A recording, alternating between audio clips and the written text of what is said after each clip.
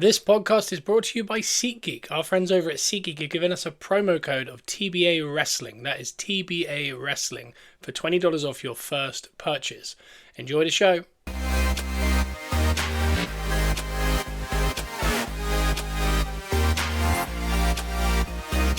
Welcome to Gunners R Us, where we are positively Arsenal. And that we are. And this, you don't know this, but this week's episode is called the Transfer Roundup. Oh, sounds good. And we've kind of gotten...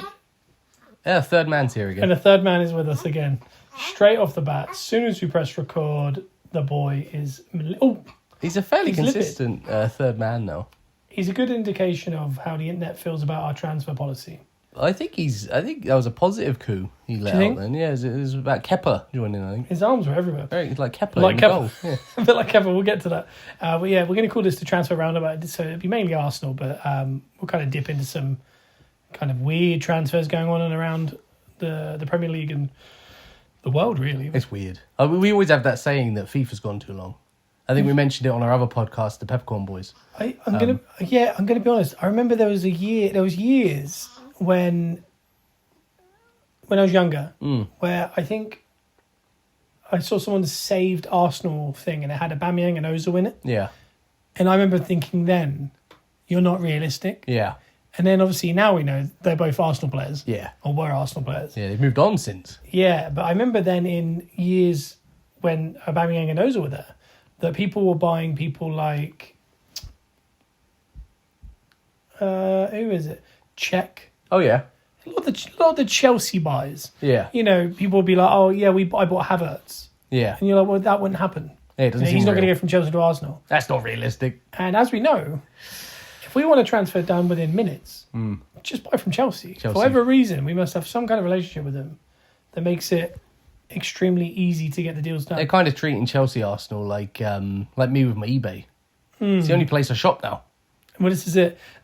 I think what they do as well is like people saying that if Arsenal want to buy a defender or a defensive player or someone from Chelsea, or London generally, we can get that done very quick. It's just once neither of those criteria are met, we can't get it done. That's hard. Which is annoying because that's where the really, really good players are. But there's also the plus of being a London team. Yeah, you got 7 or 8 other London clubs. But if they're selling, it's a lot easier to... Like, Kepa came to Arsenal because he didn't want to leave London. He doesn't have to do anything. He doesn't have to move. Because he just had twins. Yeah. So it makes total sense. Well, it's not just the fascination with London that a lot of the foreign players have as well, because coming to England, like, London is the place you think of. But there's options in London, but not just the options. Arsenal are a London club on the up as well, so it all kind of works together quite nicely. It does, and again, we are in a world where we have just bought another Chelsea player for maybe the 3rd year running, and we're about potentially to bid for another one. Yeah. And again, like I said, we'll talk about that in a bit. You can follow us on iTunes, Spotify, give us a 5-star review. We are Gunners R Us Pod on TikTok too. So please give that all a little gander. That sounded like a secondary channel for TikTok too. And again, we're in the interlude, like I've said, every single week. As things ramp up, at the minute we're recording this, al fresco. We have done since I've had the baby and the season ended. It feels like everything changed when the season ended. Yeah. It was like the season ended, football went away, and then this little man turned up. And that's what I mean. As the season gets closer, we'll get back into the studio, crisper audio, obviously more to talk about. Yeah. But for now, this is just... And I must admit, this week I was actually looking around for Arsenal podcasts. I wanted that... I think it was the Eze news. And again, another bit of news that we're going to get to in this episode. But I think I got excited and I thought, I need to hear someone talking about it. Yeah. And I listened to Arscast, listened to Arsenal Vision, and I thought, I still need more. And I couldn't find it. And I remember thinking, that's why we should be putting our podcast here it on. is. Because, there's going to be other Arsenal fans at work. Kyle, shout out Kyle. Every time I listen to him, I talk to him, I go to him, do you think we're going to buy this guy? And he'll go, that's what I'm just listening to right now. And he said, like, he's just actively looking for any kind of... He's got a lot of information, actually. I was talking to him about something the other day, Arsenal based. He's up on it all. He's proper up on it. Like, he's knowledgeable, which is rare to find. And I think post-season's a weird one anyway, but, I mean, I think post-season you're kind of clambering for more content than in-season. Because in-season, there's football happening. Like, all the time there's football happening, There's content everywhere. Yeah, like the podcast is almost like a little a little bit on top, like a little like Monday morning listen with your coffee or something. If you have time. Yeah, on the way, if you can. Yeah, whereas right now we're all kind of, I don't know, I think I do feel like in the last few days I've switched from, at the end of the season, I wasn't overly disappointed in any way, but I was very much like, could do with no football for a month. Yeah, I need to have a breather. Yeah. But I think this bit now is like... But I was supposed to say, something happened in the last 3 or 4 days. Yeah. It's now back to, where the hell is the football? Yeah, where's he gone? Give me the football. Yeah, where's he gone? But these little post-season shows, I think, are quite good because it's like a little... If you're listening to this in your car, or like if you might not have anyone around you that wants to or can talk about football, talk about Arsenal, it's a nice little thing. It's like a little conversation you're kind of involved in. And if you're sat in your car, like this is your chance to respond right now. Yeah, and I like to think we're kind of explaining how we all feel. And there are certain things that are going to split the audience or the fan base. Yeah. Like Noni Manwake, like Kepa Arrizabalaga. Yeah. Like a lot of things. And I do think... So I think we'll start with signing a Kepa. Yeah. And we'll work our way up the field. First name on the team sheet. Well, it might be not. Some would say that he'll be the 12th name on the team sheet because he will be the backup keeper. That is true. I personally really like this signing. I've talked about it before. We're not going to overly talk about it, but now it's official. Yeah. And we've been talking about it for a couple of weeks now that from the information we have from people that have a lot more information than we have, Kepa and Zubamendi and Norgard are done. It's just waiting to announce them for different reasons. For example, I've heard recently that the Zubamendi deal hasn't been announced. Obviously, he's still travelling for his medical. He was seen in Heathrow, I think it was, 2 or 3 days ago. Probably had his medical, probably done all the videos, probably home and on holiday by now. But sometimes they have to do videos for the team they're leaving. Yeah. Yeah, and they like to announce it first because he's a boyhood player there. I remember there was a lovely Timber one when he left Ajax, yeah. And that's what I mean. So sometimes, like, out of respect, you have to kind of wait for that to kind of get sorted. So there's lots of things, and a lot of people get really frustrated because they're going, "Oh, why was the first thing we signed a keeper?" Well, one, we needed a keeper. Yeah. Pretty solid, tried and tested one as well. Yeah, that's absolute bargain. As much as we don't want to spend money on a keeper, we want to spend it on forwards. What we couldn't do is go into next season with Raya, then straight down to Setford. Yeah, and I'm not a big fan of having like a loanee keeper that is just there for a season, who kind of sits on the bench, comes off the bench, comes and plays for in a random cup game, tries to save it outside the box. That's the last thing I need. I'd rather... That's been specific. I'd rather we have a goalkeeper. I felt like a shot at Neto. No, never. Bye, Neto, thank you. Yeah, goodbye forever. But I'm glad we got one locked in that is ours. Like, he's ours to keep. So it's a 3-year deal. It's £5 million. I think it's an absolute steal. And he's a name. Like, it's not just a random goalkeeper. He's the most expensive goalkeeper in the world. Yeah. He's just had his best season since he left Athletic Club. Yeah. In the last 7-8 years, this is his best season he's just had with Bournemouth, who had their best season ever. Yeah. And he's coming in happily to be our backup keeper. So you can look at that 2 ways, mentality-wise. Is he there going, no, I'm going to take over from Raya? He's got to believe in it. Yeah.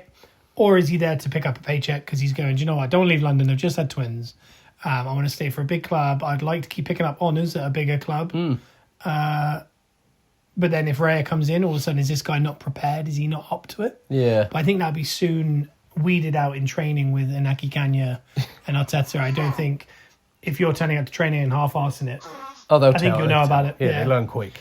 And again, you got also to think about it this way: is if in a year's time or 2 years' time he wants to play more team football, do you know what we're probably going to get? More than 5 million. So I'd hope so. I don't know, with our track record. Yeah, but I can't see. They end up selling him for 3.5. And the reason he was 5 million was because of a deal to give you the extra year at Chelsea. Yeah. To have a release clause so that he could go and play, and he took a pay cut to do it. So it's bizarre circumstances. So we're buying cheap, we can sell higher.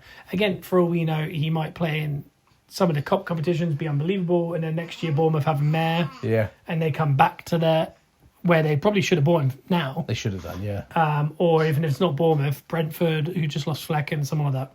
And they might go to Arsenal next year. We'll give you 25 million for that. And I think it's a good investment all round. I see no downside. Same, and I think this is what I was going to say, and we'll get to this when we talk more about Madueke. Yeah. Is we've got to put aside our PTSD of taking on Chelsea players. Yeah.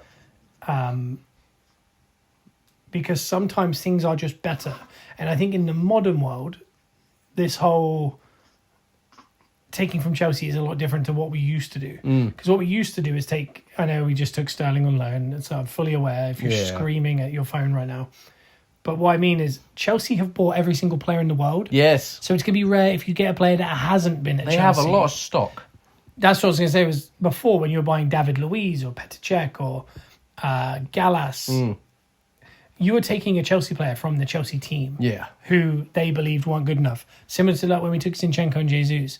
Whereas now, with Chelsea, there's going to be there's less players in the world of football who haven't gone through Chelsea than there are other players that have. That's mad.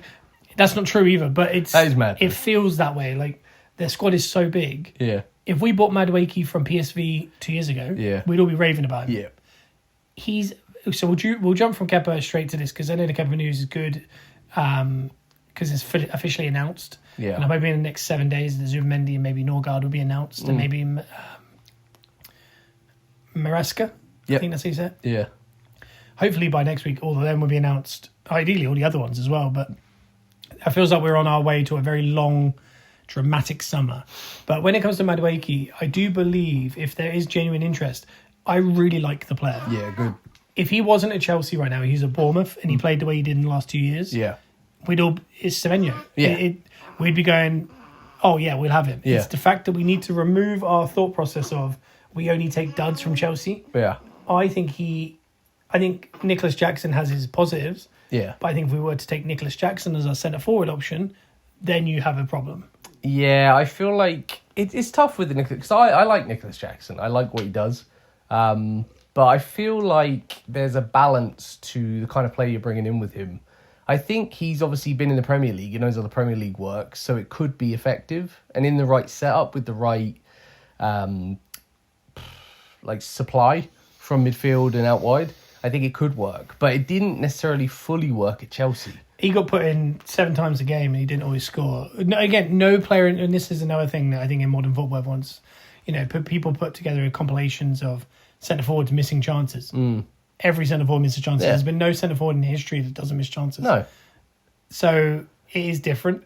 Nicholas Jackson just isn't the right fit for Arsenal. I think that is a situation where I think it becomes... It's like we're taking too many of the players now. We're just taking what we can get.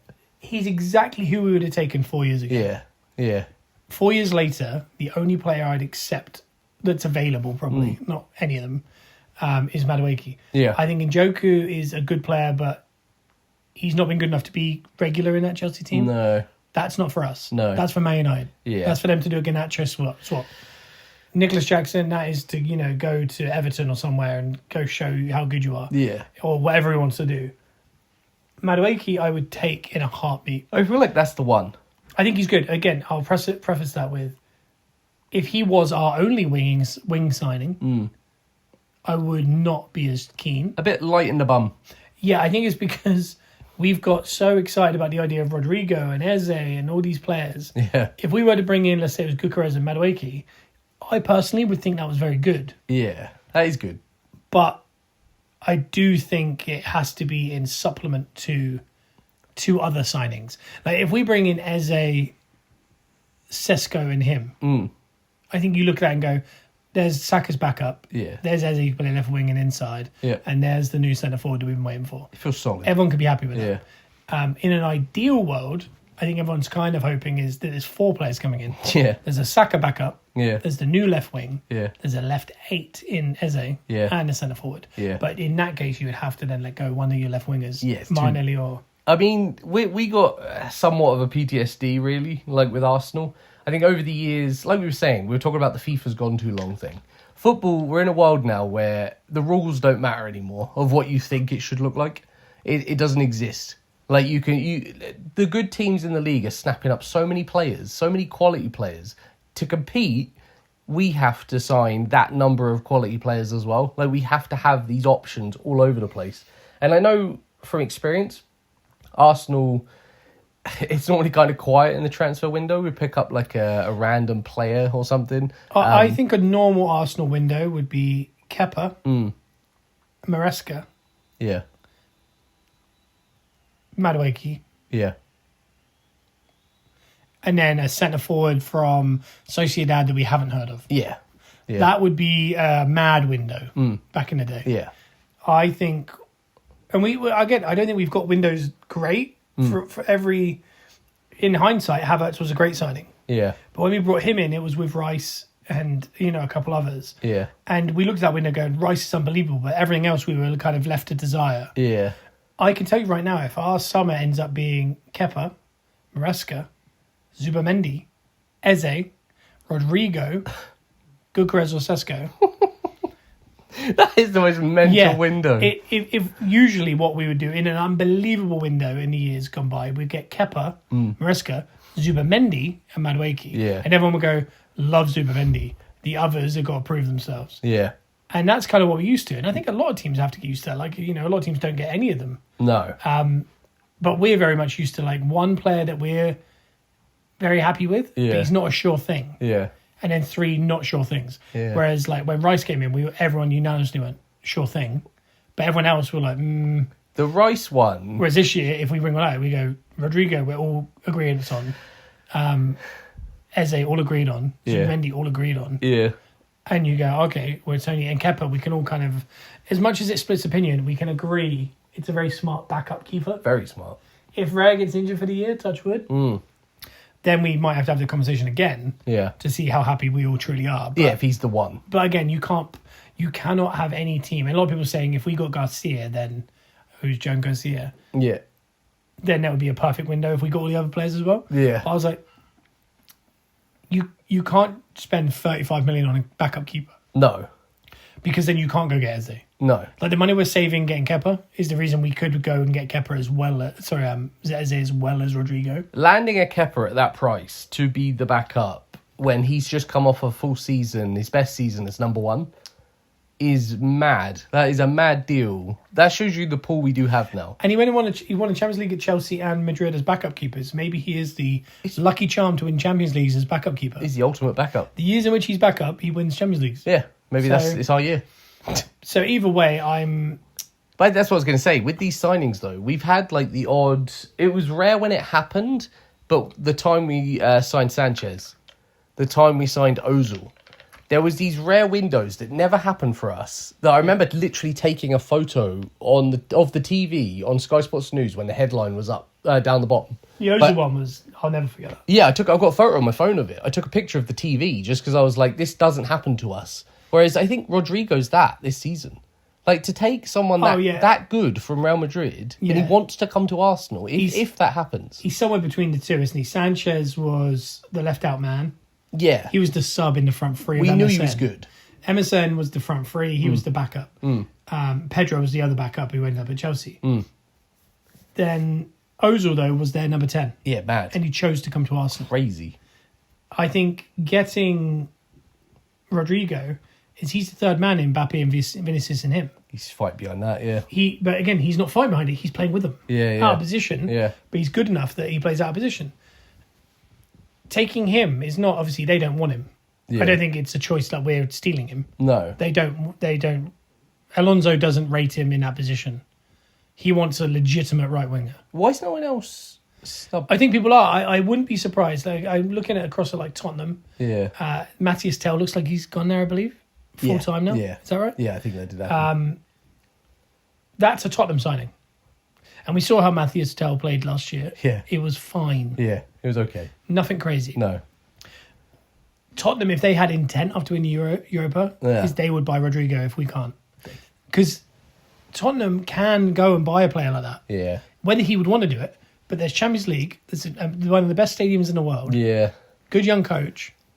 You can go play with Son, Kualewski. I guess the draw there is a little strange. With Arsenal, you can say, do you want to go play with Zubamendi, Rice and Odegaard in your midfield? Yeah. And he goes, yeah. And who's my other winger? Oh, Vinicius? The other guy that's Vinicius, Saka. Yeah. And who's going to be up front? Oh, we haven't done it yet, but it's going to be Gyökeres. You're Yeah. going to be delivering for Gyökeres. And who are the players you also play alongside in Yeah. your international football? Martinelli, Gabriel. They're all there. That's what I mean. So, but with Tottenham, that if they had real intent, they wouldn't. Because I tell you what, I can tell you exactly what Tottenham are going to do. They're going to try and get Nicholas Jackson. Yeah. They're going to get Man United, Arsenal, and Tottenham won't be able to hold themselves with Njoku, Jackson, Madueke. Yeah. Those three players will go to those three teams. Yeah. I don't know who's getting who. Yeah. It's very likely Man United will end up with Njoku. And the reason I believe Man United might end up with Njoku is they're trying to buy Mbeumo. Yeah. And Brentford are being very, very stubborn with it. Okay. And they're up to 66 million or something now, and they've rejected it. Yeah. They could probably go straight over to Man United and go, the way in which Amorim wants to play, he needs Cunha and another inside player Yeah. to play behind their centre forward. Yeah. Like in their perfect world, they wanted Cunha and Mbeumo just behind Gyökeres. Yeah. That's what they want. Yeah. I think what they're going to end up doing is having Ollie Watkins, Man United. They're going to have Mbeumo, and they're going to end up with Njoku. Yeah. Mason Mount can also play in that position. Sounds realistic. That's more realistic, and I think they're going to end up getting put off by Mbeumo, and if they do, Tottenham will end up getting Mbeumo. Yeah. Because but the problem is, Mbeumo is, I know, this is like where Man City fans go, look, when they look at the market and go, God, we got Haaland for 58 million. No, you didn't. You got him for about 150 million. Yeah. Because of all the agent add-ons and all that stuff and all the weekly wages. Rodrigo and Mbeumo are about going to go for a similar price. Yeah. Mad. But the weekly wage, it's going to be way different. And that's why I think that with Tottenham, if they just stretch themselves, Yeah. if they had sense, they don't go for Njoku and Nicholas Jackson. They go get Rodrigo. Yeah. And he replaces Son. Make a statement. Yeah. He's a left winger who's having to play out of position on the right at the minute, I believe. Yeah. Tottenham right now, Son is out of he's coming to the end. Getting older. He's their as left well. winger. Yeah, he's getting older. If you could have Solanke up front and you had Rodrigo and Kulevski, You're doing all right. and your backup was Brennan Johnson, Yeah. players like that. Richarlison's still there? Still there? Yeah, floating about? Richarlison's still there as the backup centre forward. That's good. But I do believe my prediction would be that Nicholas Jackson ends up at Tottenham, Yeah. and Njoku ends up at Man United, and Madueke ends up at Arsenal. Yeah, sounds right. If I really believe the diamond in all of that is Madueke, Yeah. and those other two teams. Man United don't necessarily need a winger, but I would say that Tottenham would be silly not to go for Madueke. The problem is they've got Kulevski and Brennan Johnson, Yeah. and I think they're struggling to be like, where does he fit? Yeah. But And they're not the kind to splash the cash either, no, really. the thing with Madueke, even though he came from PSV, he's an English lad, Yeah. and I think he'll want to stay in the Champions League. Sure. Sorry, in the Premier League and the Champions League. Yeah, you want to stick around it. So there's only select teams that are going to be in for him. City aren't going to be in for him. Liverpool aren't going to be in for him. I mean, for Liverpool, if he was to back up to Salah, talk about strengthening your team. Yeah, strong. That's very strong. But again, if you can unbiasedly look at that and go, he strengthens Liverpool by being the understudy of Salah, but Arsenal fans go, he doesn't strengthen us being Saka's understudy, who has no understudy currently. There's like a weird standard Yeah. between fans. But I think it is that's what I'm trying to say is anyone listening to this, avoid your PTSD of the Chelsea deal. I get why it's there. Yeah. We all experience it. Yeah. I can tell you right now, Madueke is not the one. Kepa might be. Yeah. I like the deal, but if he plays all season this year, we might also go back to that PTSD. Yeah. I don't know. But Madueke is not. It's just, we're in a world now, like I said, is every major winger in world football has gone through Chelsea. Yep. So you're going to have to take a Chelsea reject at some point. Yeah. Because we wanted Neto, they ended up with him. We wanted Madueke 2 years ago from PSV. They went there. Yeah. We wanted all these players. You just have to accept that Chelsea just have too many players. Chelsea's So- kind of like the wholesaler. They're kind Yeah. of buying up all the stock. Yeah, they buy the bulk and then we you have have to then go buy it off them. Yeah, so you just got I think that's changing with the current way Chelsea run. Yeah. So we just got to kind of move that over. So Madueke, yeah, I believe that's a really smart bit of business, but I think it is situational to how we buy around him. Yeah. If he is the only buy, Yeah. it's not up there. No. I still rate him highly, Yeah. but I think it's all about a collective the collective unit that comes in at once here this summer. Oh, it's not just a one and done, one player signing situation. It's what goes on around it. I think Eze is the most important part of all of this, though. I mean, over Rodrigo's... I mean, I know we need a striker, but I think Eze is a really important part of this. Because if we can get Eze, he's clearly not going to have to play, hope touch wood, in that left 8 position that much. But that's his position. He's only ever played 11 times in his career at left wing. But we know he's good there. Like I think he is. But I mean, having that he's option... better inside. But I mean, he's gonna... he can figure it out. Arteta will coach it. And the way we invert, the way we like overlap out wide, there's going to be times where he is going to tuck in. Well, if you think about it, Trossard and Martinelli play the left wing position very differently. Yeah, they stay wide and cut in. Yeah, and that, for me, my dream signing the last couple of years has been Eze. He's Premier League proven. He's English. He's an Arsenal fan. He's peaking right now. Yeah. He'll never get higher with Palace than he is right now. He's got him a trophy. Yeah. It looks like they're going to be kicked out of the Europa League, so he's not going to get any European football. Yeah. He has a release clause. Steve Parish did an interview at the start of last season gone, where he said we had no interest in Eze, which threw us because we assumed we were getting ready for next year without him. Yeah. And then he played a whole season with them. Especially with the release clause. Someone could activate it and gone. A lot of those reasons tell me why Crystal Palace would be very willing to sell him. Yeah. Why he would be going, do you know what? I'm never going to do better. And if he was staying in the Europa, he might go, I want to play the one season in Europe. Yeah. But now they're not going to be in Europa. It looks like he'll be kicked out. So not really much reason to stay. No, it's like Zaha. Zaha kept staying, waiting for that season. It never came, but Eze got it. But for me, that's the one that's going to excite me. I think obviously on paper, someone like a Rodrigo coming to Arsenal is nuts. Like that is like an Ozil situation again to me. And I think, in terms of selling shirts, capitalizing on the South American market, world-class player, we need that strength on the left. It's a very... Like, if we could do that, that is mind-blowing to me. Eze, realistically, is the one that, if that happens, I'll be jumping up and down and bouncing off the walls. Like, that's the one that's going to excite me. Yeah, Eze really... Like, it excites me to a point where I keep really refreshing Twitter just to see if anything changed. Like, you're talking that new player excitement, I want that player on my shirt. Like, Eze's that guy. Yeah. Like, that's the one that comes to mind. Eze, and I think Gyökeres really excites me. I think Sesko might be the better fit. Yeah. And I know there's Etitike. Looks like Liverpool are really in for him now. Yeah. Which is a very Liverpool signing. Don't get involved in the madness that we're currently in with Gyökeres and Sesko. Yeah. Just go get a good proven centre forward. He's only there to supplement Salah anyway. Yeah. Get it done. And move Darwin on. And I mean, talk about doing business. They're going to move Darwin and Kwanzaa and Harvey Elliott on. Yeah. That's going to play for Wirtz and a centre forward. Yeah. And that is just... They're on a mad one. Yeah. Like, they're tanking the Red Sox and they're on a mad one. Harvey Elliott's an interesting one as well because they want around 40 million for him. He's a player that... He's not going to go to like United or anywhere. No. But I wonder where he goes. Well, I can't even... If he replaced Maddison at Tottenham... I think that would be a good signing for him. Because what he wants is guaranteed first-team football, and at Liverpool, he's just not getting it. No. I can see him at Newcastle. Yeah, Newcastle are interested because they were in for Pedro. João Pedro from... Here's João Pedro. Yeah. From Brighton. Yeah. They were in for him. They did 2 bids, got rejected, and then Chelsea came in and just bid and got him. Yeah. It's done. Yeah. Added to their roster of many, many men. But that could be with someone for us next season. Yeah, exactly. But if we bought João Pedro now, I don't think anyone would be happy. No. I think João Pedro is a signing that we have looked at. Yeah. He just... Sometimes people just scream a player we'd buy. And I don't know if it's just because we've been linked with him online and there's never actually been any real interest. Yeah. Like Cunha, for example. Everyone's like, why do you pick Man United over Arsenal? We probably weren't ever in for him. Yeah, we may not have wanted him. Or he might just want in Manchester. I don't know. Yeah. But Twitter talk is very different to real actual interest that the clubs have shown. Yeah.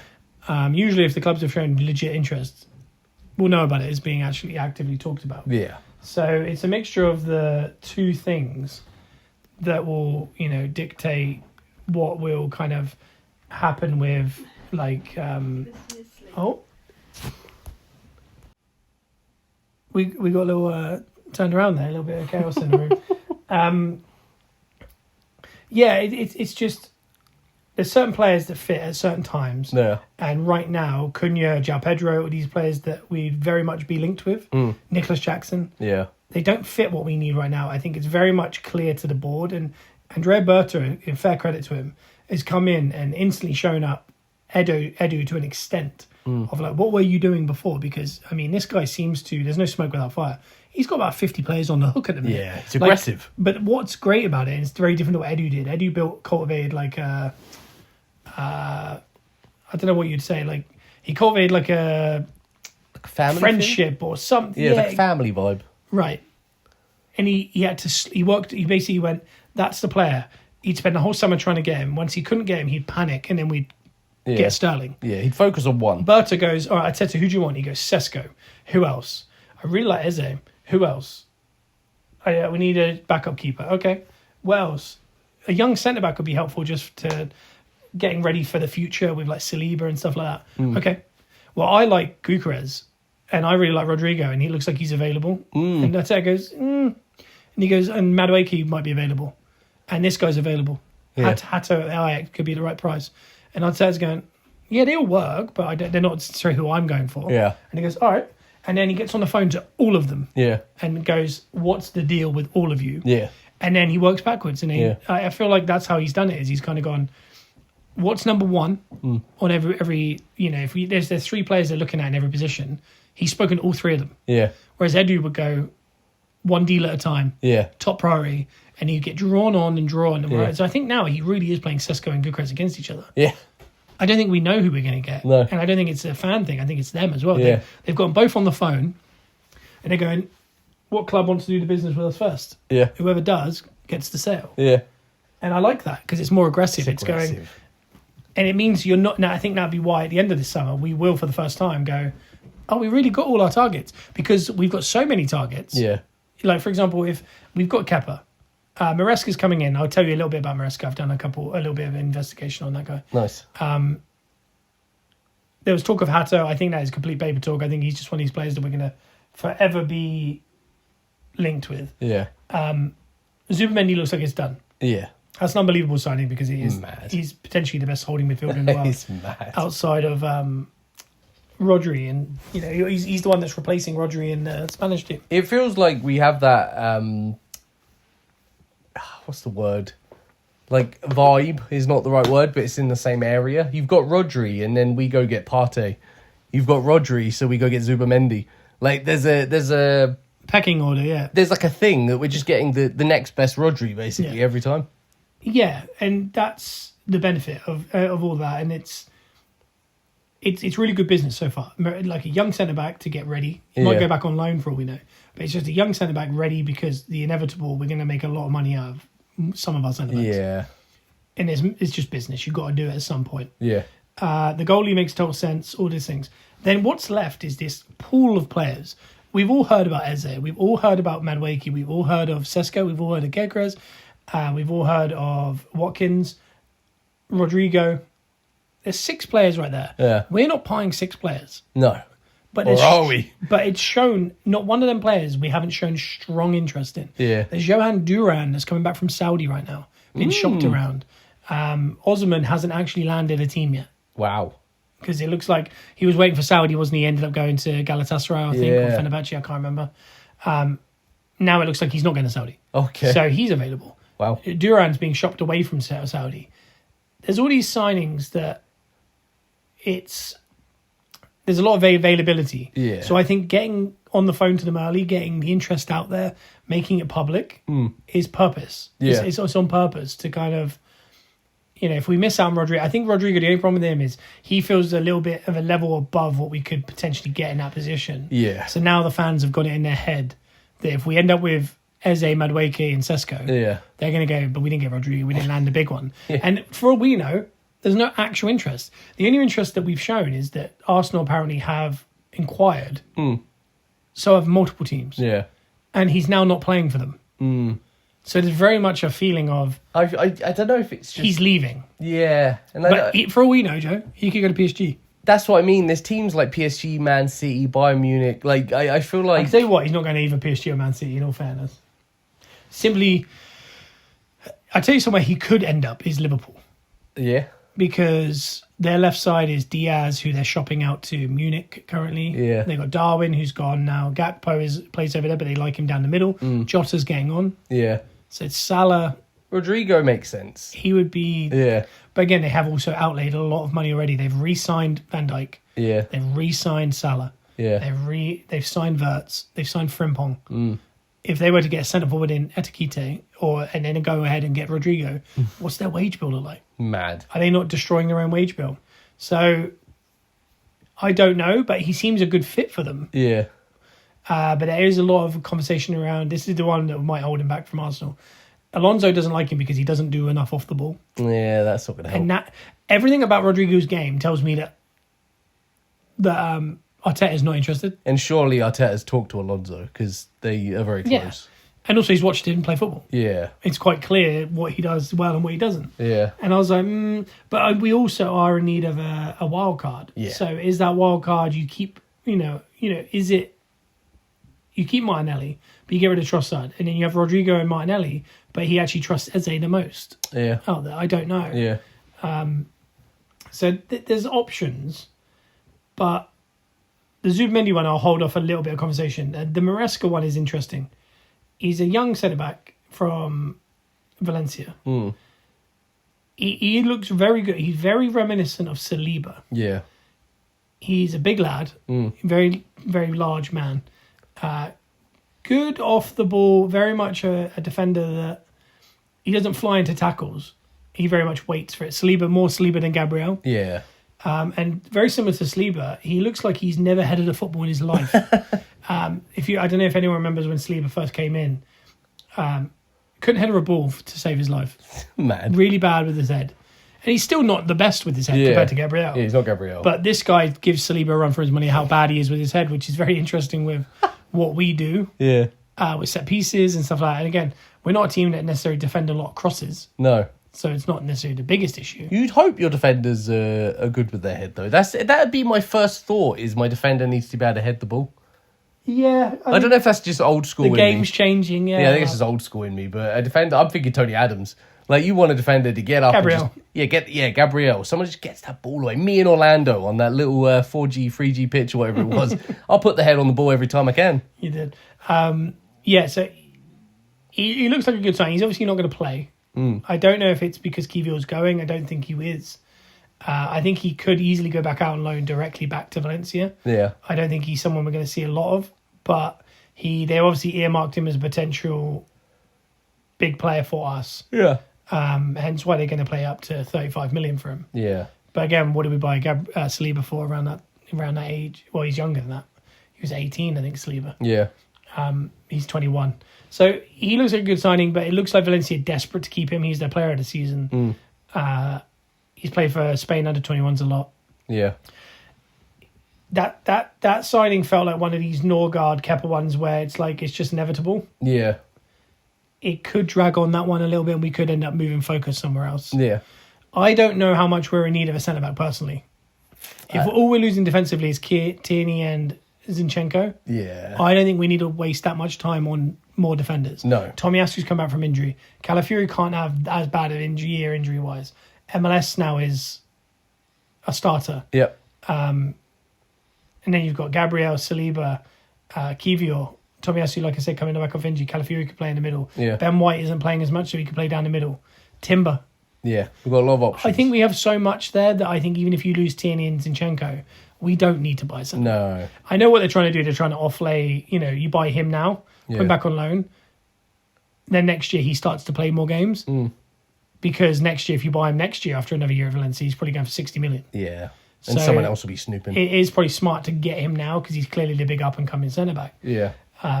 But I don't want that one to become... This is where Edu would get stuck. He'd be hanging out with his family and all sorts. And he'd get caught on this guy so long. He'll go so long that he might end up failing or getting him. But it'd be so late in the day. He goes, oh my God, we haven't got the centre forward. Yeah. And he starts scrambling and then you get Nico Jackson on a cut deal. But that's really, honestly, how he was working, I think. Which it was nice from the standpoint of it was very family orientated. It was very I'm investing in you and your family. Yeah, it was very personal. It's lovely, But Bertha feels very cutthroat. Yeah, very, you can have an element of that family feeling, but I mean, you've got to also get business done.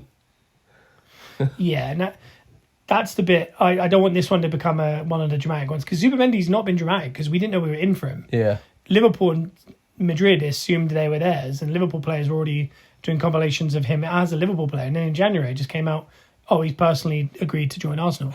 And we all went, oh, wow, that's confirmed because it was Fabrizio. Yeah.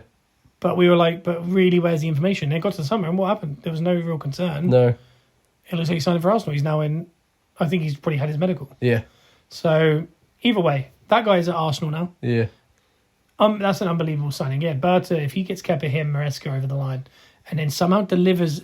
The only thing I'd say is we desperately needed Norgard and Zubamendi. Yeah. Because Partey and Jorginho are moving on. Yeah. We desperately needed a backup keeper.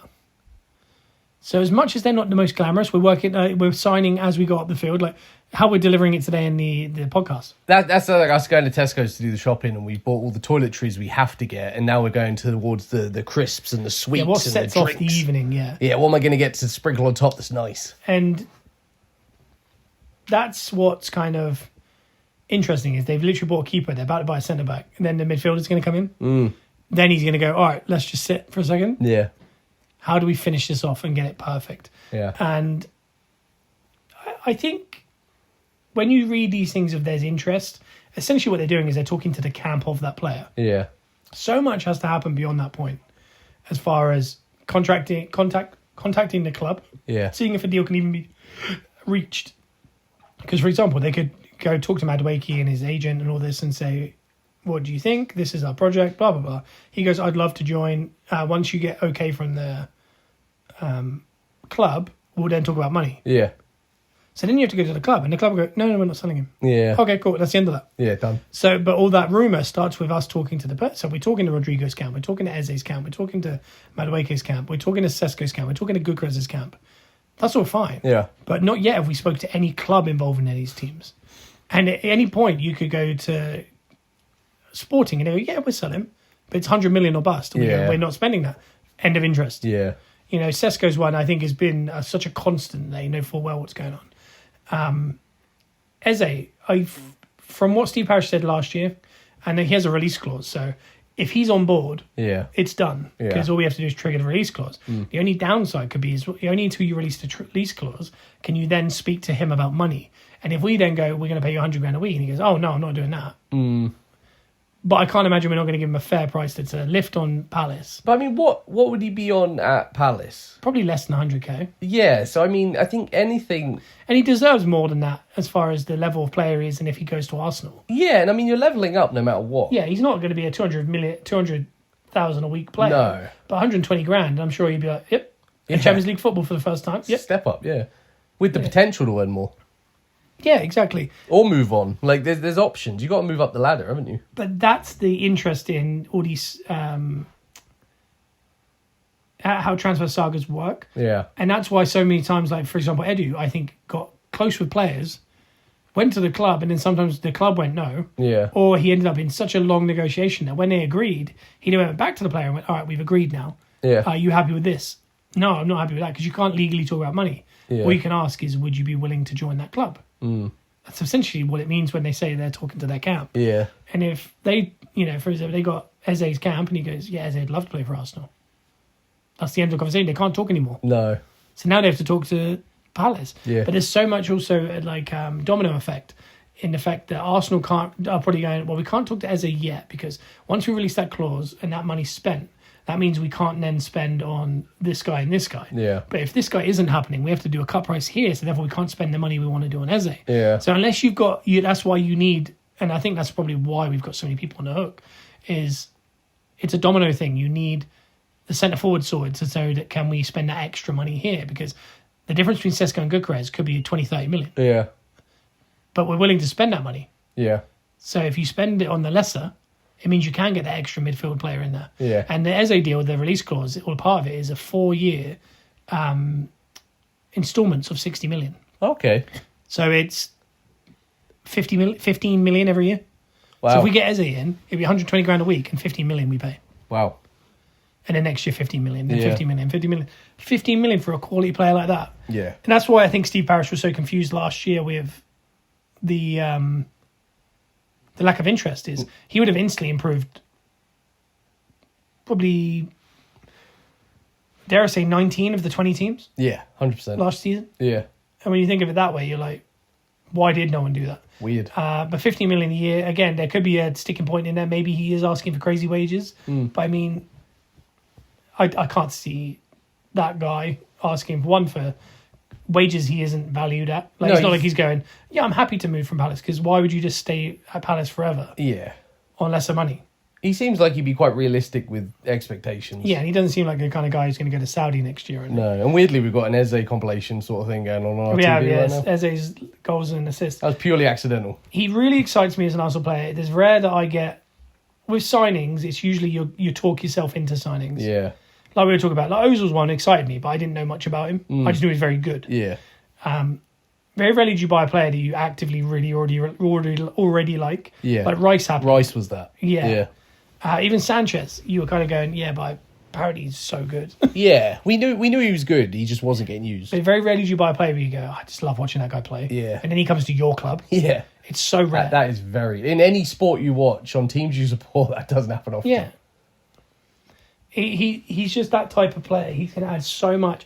And he's the player that I've been saying for a couple of years, because we struggle with the low blocks, that if we can get that guy in, I feel like on the edge of the box when we can't figure something out, Yeah. he's got a bit of trickery that none of our other players have. We're not Yeah. a very tricky team. Again, Arteta could coach the life out of him, and he's a different player. Yeah. But I don't think so. I think you keep him there, and he plays 60% of the time. Yeah.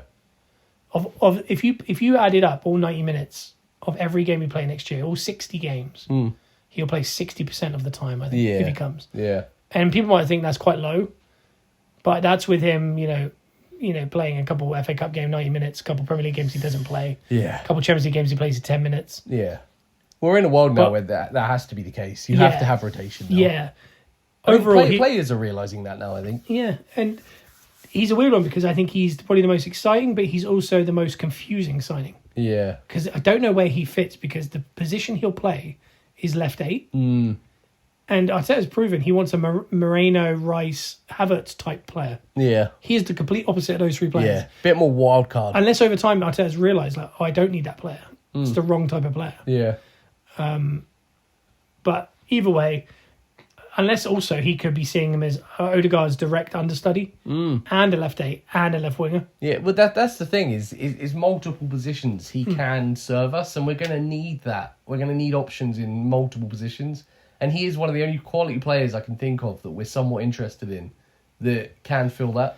Yeah, and that's why he excites me the most. I think the way it's shaping out, it is definitely going to be the wildest window we've ever been in. Yeah. I don't see us not getting some of these deals done. I think the worst case scenario now is, I think Zubamendi's done. I do believe that. Yeah. Norgard is done. We're all happy with this. I think the worst case scenario is it ends up being, there is a world where it ends up being Watkins and Madueke. Yeah. Do I think that makes us worse? No. Do you think it makes us better? Yes, in a depth sense. Yeah. But it doesn't. That the first 11 will be the first 11 from this year, Yeah. plus Zubamendi. Yeah, it doesn't exactly impact much. No, not much. Whereas if it was Eze, Madueke and Sesko, or Yeah. Eze, Madueke and Watkins, I'd be very happy. Yeah. I think the dream scenario for me is the 4 players of Eze, Rodrigo, Madueke, and Sesko or Chris. yeah. And I'm leaning towards Gyökeres. And there was a report last night that came out that it looks like there was a deal agreed or something with Gyökeres out of nowhere. And then I think someone, Ornstein or someone said there is absolutely no agreement with that.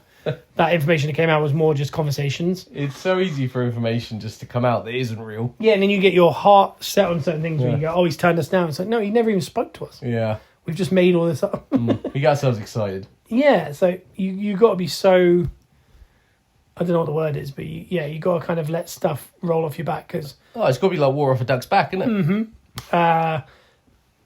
across the board, though, there's been some interesting ones this week. Like the Pedro one, just Newcastle really wanted him. Then all of a sudden, he's a Chelsea player. Yeah. There's a few players that are just being shopped out in the Premier League from the Premier League, and I think the 3 Chelsea players that we mentioned are going to be Mbuemo, Pedro. And the thing is, we're weakening. What's weird is the top teams are going and buying the best players from lower in this division. Yeah. So, for example, it looks like Semenyo, there was talk of Tottenham. There was talk of Arsenal early on, but it's turned into Tottenham. Yeah. He signed a new deal up to 2030 at Bournemouth. Wow. So it doesn't mean he'll stay. No. It doesn't mean he won't go this summer. But it's likely he's at least going next year for big money. Yeah. That's a positive for the Bournemouth fans. Yes.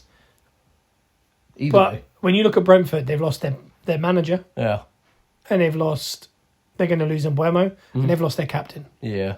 Brentford will definitely struggle next year because they're not going to bring in enough players. They get picked apart. Yeah, and they do get picked apart. When they lost Tony, everyone went, they're going to get relegated. And what happened? We all went, and Mbuemo and Wissa are way better than Tony. Yeah. But Wissa is better than Mbuemo. Yeah.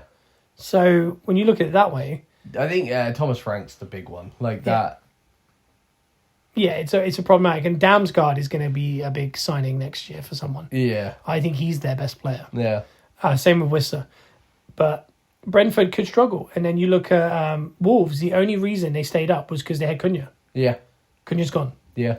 Then you look at Eze. He's the difference between Palace being Mateta, obviously.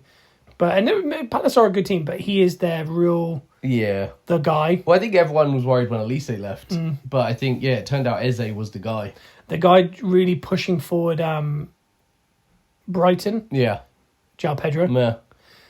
And when you look at that next level below the top 6, 7, you look at Bournemouth, you look at Brentford, you look at Brighton, you look at Wolves, you look at these types of teams. They're kind of losing their best players to the big teams. Yeah. Which is a worry for the Premier League. Well, considering, across the board, the Premier League standard. The rich get richer and the poor get poorer. Yeah, and we were in a position where the league was contested, like from top to bottom, pretty much. It was quite contested. It's as tight as it's ever been, even though Liverpool ran away with it. But it's going to get rinsed now. And then Forest, I think, could struggle. I say it every year, and they don't. But there's players, and I mean, Newcastle haven't got anyone yet. No. Who do they end up getting? Yeah. Do they go and get Morgan Gibbs-White from Forest and weaken Forest? Yeah. Do you know what I mean? Yeah. And all of a sudden you're like, oh, that's another team. And then also Bournemouth are the secret winners in all this because they could end up being the only team that retain their top players. Yeah, and they've already lost their centre back and their goalie, but yeah, true. So they're already weakened. But I mean, as far as attacking,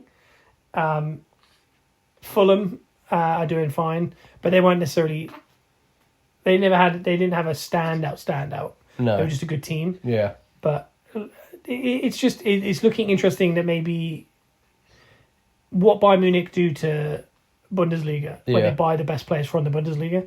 I feel like the Premier League, the top 6 are going to start doing that to the rest of the league. Yeah. And the gap's going to get bigger. Yeah, same with us. Look at West Ham since we took Rice. Yeah. Do you know take the heart away, it can't really pump. Exactly. It's really tough to see, but I don't. As far as a business strategy, I like Arsenal taking players from the Premier League. Yeah. Arteta likes it. I feel way more comfortable. I don't like the settling in period. Yeah. Tried and tested. For example, Sesko might not be as good as Havertz next year. Yeah. For example, Gyökeres might not be. But chances are Gyökeres will be a very good centre forward next year. Yeah. At least as good as Havertz. Yes. At least, minimum. Whereas Sesko, we don't know. Yeah. So the things like that, we got to instantly improve our team. Whereas if you're taking from the Premier League, like a Watkins, does he score 25 goals? If he plays every game? Yeah. So we've got to be smart with it, but it's so exciting to actually be a part of. Like, I think we've been saying for a couple of windows, we need to have a window where it is a little bit chaotic. Yeah. Because we've been very neat and tidy. Yeah. When Arteta took over, it was like, get 5 players out, here's a few players in. And over 3-4 years, he made his team. Then when the team settled, he went, I don't like this team fully. I need to just tweak this and this. Whereas this year feels like the first time where he's gone, the team's perfect. Yeah. But I need 4 or 5 more players. Yeah. Yeah. Which seems like a lot. But we could see as fans, it was just not enough depth. Yeah. So I think the thing we don't need to worry about is when we go, where does Eze play? Doesn't matter. Because there'll be injuries. As long as he's there. There'll be a million injuries and we're going to go, it doesn't matter, we've got him. Yeah. So who cares? And that's what we need to remember. But no, that's kind of all that's happening at the minute. I'm sure something will happen once we stop recording, but... Yeah, and I think the thing is we know, because of the age of the internet, we know a lot of these signings before they happen. Yeah. Because of how well in the know some of these accounts are. Yeah. So, for example, we know Norgard's coming. We know potentially Maresca's coming. We know Zubimendi's coming. So we've got to get through, and it's a business after all. The baby is not happy near the end of this episode. We know they're all coming, and it's a business, so they have to release... You can't just announce them all on one day. No, you got a drip feed. So we know we've got to go through the next couple of weeks of slowly hearing about these others before we even get to the others. Yeah. Unless they make it a gimmick and they're like, let's announce 4 players in one day. Maybe it's just like, here you go, here you go, here you go. Yeah. I don't know, but I think Norgard and Zubimendi, if I had to guess, they both had medicals and they've both done the videos. Yeah. They just haven't announced it. From a PR standpoint, you want to spread it out a little Thomas bit. Partey's deal ran out 2 days ago, 3 Yeah. days ago. I must admit, Arsenal haven't made an announcement that he's left the club. No, they must be Whereas talking. usually, legally, they put it up on the website, but Thomas Partey has left the They club. would have done it already, yeah. So, which tells me, is there a chance he is staying?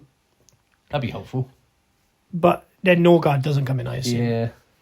I don't know. But again, talking about dominoes, that's one. Yeah. They've got one guy on the hook, about to do it. Or is he staying? If he stays, then we'll keep it. But I like the idea of moving on from Partey. I think he's an unbelievable football player to watch. Yeah. But he also costs us a lot of goals. Yeah. Norgard isn't the kind of guy who's going to cost us a lot of goals. More solid. Yeah. So it's a different type of player. And for 5 years, we've had Thomas Partey and it hasn't worked. Yeah. As in, it's worked. It's got us far It's enough. not got us over the line. No. And do I think Norgard's going to get us over the line? No. But his job, he's not coming in to replace Partey. He's coming in to replace Jorginho. Yeah. So I'm interested to see the new style under Zubimendi in the holding role. Yeah. But It's going to be a slightly new identity in the coming season. It's going to be interesting. So, off the top of your head, just from the front, if you had to pick just 3 players to come in, who are the 3 you pick in? We talking about the front three. Yeah, 3 forwards. My prime choices. No explanation, just 3 names. Eze, Rodrigo, Sesko. Okay, I'd say Eze. I'm going to be controversial and say Eze, Madueke, and Gukers. I said no explanation, so I'm not going to explain it. Enough said. Let us know in the comments. Is there comments? I don't know. But we'll be back next week, hopefully with more transfers. Yeah. Someone might have won the Club World Cup. I don't think so quite yet. It's very strange. It's very strange. Yeah. Shout out Lewis, who was at the Man City game the other night. So it's a fun game to watch. But we'll be back next week. Give us a 5-star review on iTunes and Spotify. And check out our TikTok at Gunners Rust Pod. Check us out on Whatnot as well. We're Peppercorn Sports Cards. We've got a show. This episode is going to go up. And I think we've got a show About an hour? in about 20 minutes from when this show goes up. Wow. So if you want to, physically, I don't think you can get to the end of this episode I'll be impressed. before that show's finished. But the show, underneath this video, you can get £10 credit. Go there and you might see the last 20 minutes of our show and get involved. Yeah. But yeah, so that's that. We'll be back next Wednesday with more Gunners Are Us. I don't have an outro because we never do. Need to figure one out. Well, I could go back to doing the Nah, themed it's ones. stressing you out. You can see you're miles very away. stressful. All right, we'll be back next week. Bye. Bye.